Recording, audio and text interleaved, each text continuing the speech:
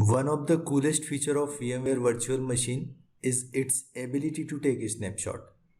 A snapshot, you navigate to the VMware menu and select snapshot. You have multiple options here including snapshot manager. VMware Workstation allow you to preserve the states and data specific time. It's basically captures all files of the virtual machines at that point of time, and coolest ability is ability to restore back to the point once you have took the snapshots. For example, you might go through the process of installing Kali Linux and configuring Kali Linux with the additional features.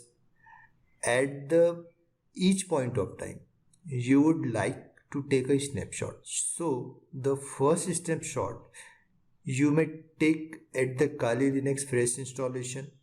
Once you complete it, Kali Linux installation, second snapshot might be running after apt-get update and apt-get upgrade command.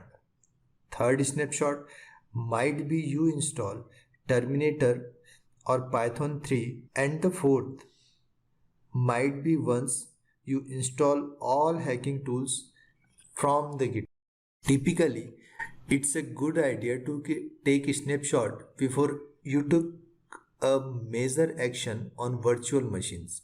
For example, if you go to the snapshot manager, you can see that I took two snapshots. I am running Kali, and the first snapshot I took before installing hacking tools, and I could at any point of time go back and launch virtual machine at that point of time in VMware Snapshot Manager. In VMware Snapshot Manager, you can navigate between snapshots and you could add and modify the name for the snapshot and add additional description if you would like.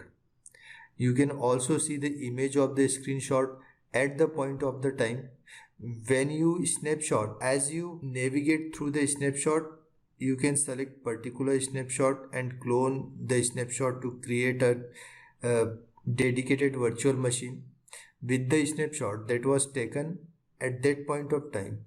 You can also preserve and protect a snapshot by using the feature of the VMware Workstation.